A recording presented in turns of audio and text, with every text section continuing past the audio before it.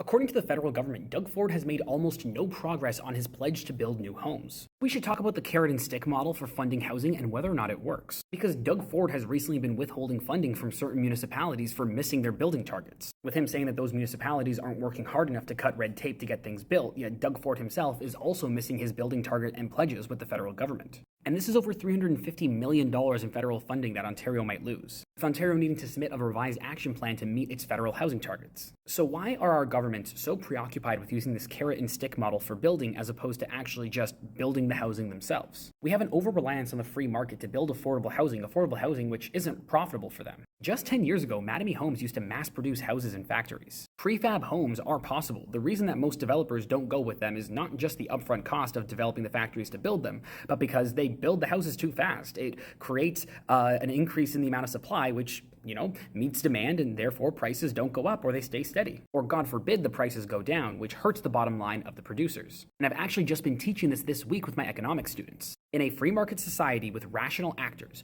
producers are only incentivized to produce up to their efficient capacity. If they can make more money by producing less product, they are not incentivized to build to their full capacity, just their efficient amount. If we want more housing, we need this $357 million in federal funding to not go towards the province, which they can then distribute to the municipalities, who they can distribute to other companies in order to encourage them to build. This $357 million should just go directly into the province or the federal government hiring people to actually build those homes through a federal, provincial, owned crown corporation, because the government is incentivized to do what is best for its people, not to make money. And housing should not be an asset class. Housing is something we need to survive. But don't say that too loud, because that makes you a crazy socialist. God forbid we want enough homes for people to live in.